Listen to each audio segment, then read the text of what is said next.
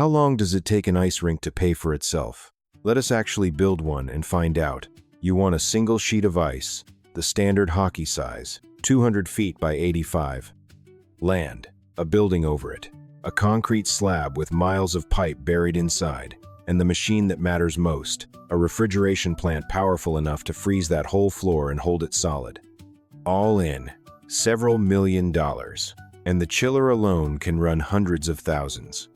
Now the revenue. You rent the ice by the hour, to hockey teams, figure skaters, and public sessions. Fill the good hours, add lessons and a snack bar, and the money looks real.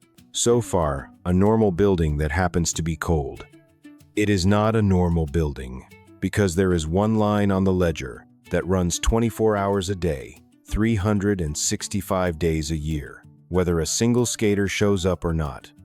And it is usually bigger than the rent and bigger than the payroll. Get that one number wrong, and the rink never pays for itself at all. Let us find out why an ice rink is really a refrigeration plant wearing a sheet of ice. The buy-in. Start with what you are actually buying, because it is not a skating surface. You are buying a refrigeration plant. Under that white sheet is a concrete floor threaded with miles of pipe, and through it runs a chilled fluid, brine or glycol, pushed by compressors that pull heat out of the slab and dump it outside. The ice on top is just the visible result. The real machine is the plant in the back room, the single most expensive thing you own. That plant is not cheap. A refrigeration system for a full-sized rink runs from a couple of $100,000 into the high hundreds of thousands, and it anchors a build that, for a proper indoor arena, climbs into the millions. A serious multi-sheet complex can pass 10 million. So there are tiers. A community rink, often town or nonprofit owned, run near break-even for local hockey and skating. A private single sheet chasing a real return. And the multi-sheet complex, 2 or more sheets under one roof sharing one plant, one building, one staff, which is the smartest way to spread that enormous fixed cost. But whichever one you buy, look past the ice at the machine underneath. You did not buy a rink, you bought a refrigeration plant, and a duty to run it forever. Hold that, because it is the whole story. What you inherit. You inherit a fight against physics that never stops. First, the plant that never sleeps. To keep a sheet of ice frozen, the refrigeration runs around the clock. In summer, on holidays, on the nights the building is empty. Ice does not pause. The moment you stop pulling heat out of that floor, your product starts to melt. So the plant runs whether the rink is packed or dark. Second, the thermodynamic fight. You are freezing the floor and heating the seats in the same room. Skaters need ice at around 24 to 26 degrees, while spectators need to be warm, and every bit of that warmth, plus the humidity in their breath, is heat your plant has to fight back out of the ice. An ice rink is a machine at war with its own building. Third, the sensitivity. This ice is fussy in a way that costs money. 1 degree colder than needed, and your energy use jumps. An inch or two too thick, and the refrigeration load climbs. Let humidity creep in, and the plant works harder. Every small mistake shows up on the power bill. And fourth, the clock. That refrigeration plant has a working life of around 30 years. From the day you buy the rink, a very expensive replacement is ticking toward you, and we will see how often that single fact is what closes a rink for good. The revenue layers. An ice rink has several income streams, and the hourly ice rental is the spine of all of them. Layer 1. Ice time. You sell the sheet by the hour to hockey leagues, figure skating clubs, curlers, and skating schools. This is the core of the business, and it lives or dies on one thing: how many of your available hours you actually fill. Layer 2, and this is the whole game. Prime versus dead ice. A rink has only so many usable hours a day, and they are not worth the same. After school, evenings, and weekends are prime and sell out at a premium. Weekday mornings and the deep overnight hours are dead ice most people never want. But the plant costs the same at 4 in the morning as at 4 in the afternoon. So the real skill is filling those dead hours, which is why hockey teams practice at brutal times and figure skaters are on the ice before dawn. That cheap, awkward ice is often what turns the rink from a loss into a profit.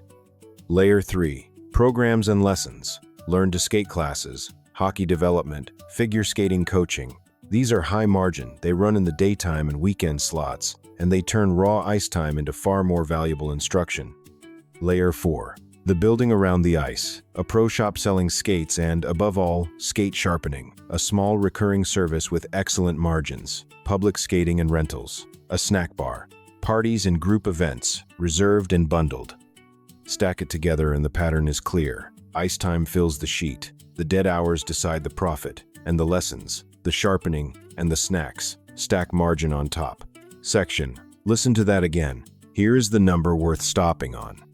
The refrigeration bill runs whether your ice is booked or empty. An hour of ice you failed to sell did not save you money on the plant. The compressors ran anyway.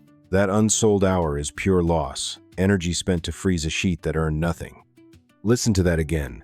In most businesses, a slow day means lower costs. In an ice rink, a slow day means the same enormous energy bill and no revenue to cover it. The single largest ongoing cost, the electricity for refrigeration, often runs higher than the lease and higher than the payroll, and it does not care whether anyone is skating. That is why utilization is everything here, more than in almost any other building. Every empty hour of ice is being actively, expensively frozen for no one. The rink that fills its dead hours wins, and the rink that leaves them empty is paying full price to make ice that nobody bought. The ledger. Turn the page to what leaves the account, and one line towers over the rest. Energy first, the defining cost of the whole business. The electricity to run the compressors, the pumps, and the dehumidification can be the single biggest line on the ledger, larger than rent, larger than wages. A community arena can burn through hundreds of thousands, even millions of kilowatt hours a year, and in a bad energy market that bill alone can erase the profit. Then, payroll. Managers, front desk, coaches, and the ice technicians who run the plant and the resurfacer, skilled people who keep the sheet playable. Then, the plant itself. Maintenance on the compressors and pumps, and a replacement reserve for the day the whole system reaches the end of its life. Plus the ice resurfacer, a six-figure machine that has to be bought and maintained. Then the rest. Dehumidification to keep the building from raining on its own ice. Water for resurfacing. Heat for the non-rink areas, insurance for a venue full of blades and hard ice, marketing to keep the schedule full, and the invisible cost that sinks rinks. That aging refrigeration plant. It runs for decades and then it does not, and replacing it is a bill that can rival what you paid for the rink in the first place. The trap. Here is the trap, and it is baked into the physics. Your biggest cost is fixed, and it never turns off. Think about what that means. A restaurant that is empty can send staff home and cook less. A hotel with no guests uses less power. But an ice rink with no skaters still has to freeze the entire sheet, all day, every day, or it loses its product entirely. Your single largest expense is almost completely disconnected from how much business you do. You cannot throttle it down on a slow week. Now add two things that make that fixed cost dangerous. First, energy prices swing. And when they spike, your biggest bill balloons, while your ice rental rates stay stuck under contract. A bad energy year can turn a working rink into a losing one overnight, and it already has, in places where electricity prices jumped and rinks cut hours or closed for the season. Second, the plant ages. That 30-year clock runs out, or the refrigerant your system uses gets phased out by regulation, and suddenly you are facing a replacement that costs as much as a house or several. A rink that was quietly getting by cannot always find that money. So that is the trap. You own a business whose largest cost runs full blast no matter what, rises when energy prices rise, and ends in a plant replacement you cannot avoid. The ice is the easy part. The machine underneath is what decides whether you survive. The history digression. To understand this business, go to Paramount, California in 1939 and meet a refrigeration man who built a rink and then invented a machine to save himself money on it. His name was Frank Zamboni. He and his brothers were in the refrigeration trade, cooling milk for dairies and making blocks of ice to pack produce. When home refrigeration killed the block ice business, they used their skill with cold to open an ice rink, which they called Iceland. It was huge for its day, 20,000 square feet, with room for 800 skaters. And immediately they hit the operating cost that defines this whole industry, keeping the ice smooth. Every time skaters cut up the surface, it had to be resurfaced, and by hand, that took a crew of 5 people about an hour and a half. 5 workers, 90 minutes, over and over, then standing around until the next time. Frank Zamboni saw money bleeding out of his rink. So he spent years building a machine to do it faster.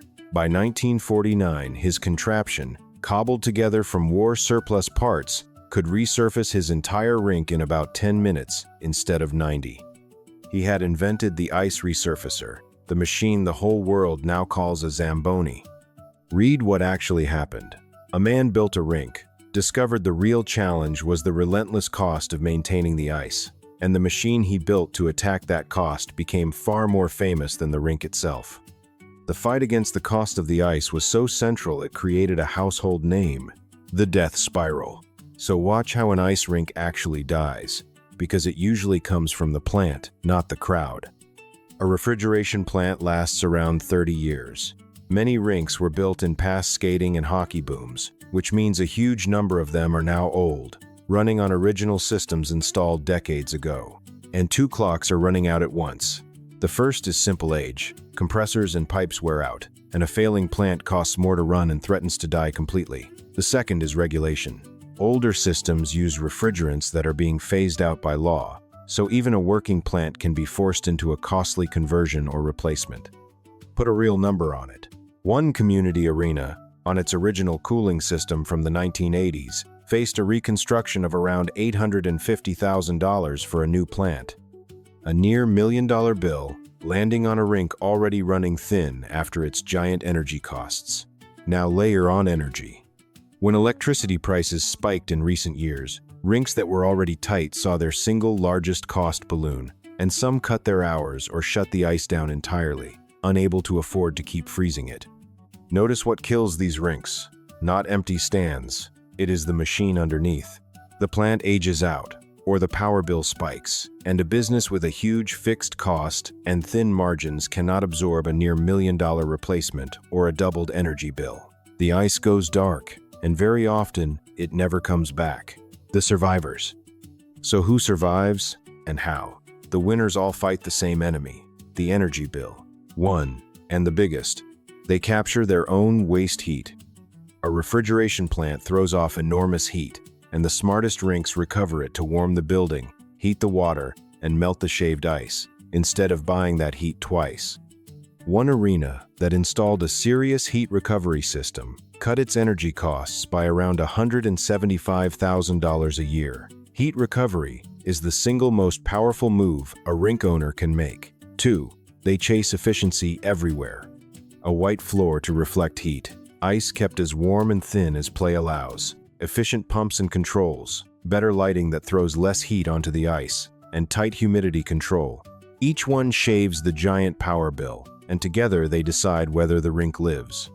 3, they fill the dead ice. The survivors sell every awkward hour, before dawn, late at night, weekday afternoons, to adult leagues, figure skaters, curlers, and anyone who will pay, because the plant is running anyway, and an empty sheet is pure loss. 4, they diversify and they share the plant. Programs, lessons, memberships, parties, a pro shop, and wherever possible multiple sheets under one roof, so that one expensive plant and one staff serve far more paying ice. None of that is glamorous. It is heat recovery, relentless efficiency, filling every hour, and spreading the fixed cost. In a business defined by one enormous bill, attacking that bill is the entire game. The verdict. So does owning an ice rink work? Let us run it, and treat this as a model, not a real rink. You own a single sheet in a good hockey market. In a good year, your prime hours are sold out to leagues. Your learn to skate and hockey programs are full. You have filled a good chunk of the dead hours. And, crucially, you invested in heat recovery and efficiency, so your energy bill is under control. With that, the rink clears a real profit. Ice time fills the sheet. The programs and sharpening stack margin, and the managed energy bill leaves room at the bottom. That is the good year, now the bad one. Energy prices spike, and your single biggest cost jumps while your ice rental contracts hold your rates flat. Your dead hours sit empty, frozen for no one. And the refrigeration plant, installed decades ago, finally needs replacing. A bill approaching $1 million. Any one of those can erase your profit. Together, they close rinks. But here is the real verdict. An ice rink is not a skating business with an energy bill. It is an energy bill with a skating business attached. The refrigeration plant is the true asset, the true cost, and the true risk. Whether you make money is decided less by how many people skate, and more by how well you fill the ice, and how hard you fight the power bill. So the honest answer is this: an ice rink can absolutely work, in the right market, run with real discipline. But it is one of the most unforgiving assets in leisure, because its largest cost runs full blast whether or not anyone shows up. It climbs when energy prices climb, and it ends, eventually, in a refrigeration plant you must replace to keep the doors open. So look again at what you really bought. Not the ice, not the smooth white sheet the skaters glide across. That is just the visible top of the thing, the part that looks like the business. You bought a refrigeration plant that must run every hour of every day, in July as much as January, empty as much as full. You bought a fight against physics that never pauses, an energy bill that towers over the rent, and a 30-year clock counting down to a plant replacement that costs a fortune. The skating is what people see. The machine is what you actually own. An ice rink owner is not really selling ice time. They are paying, every single hour, to keep physics from melting their business, and hoping the skaters cover the bill.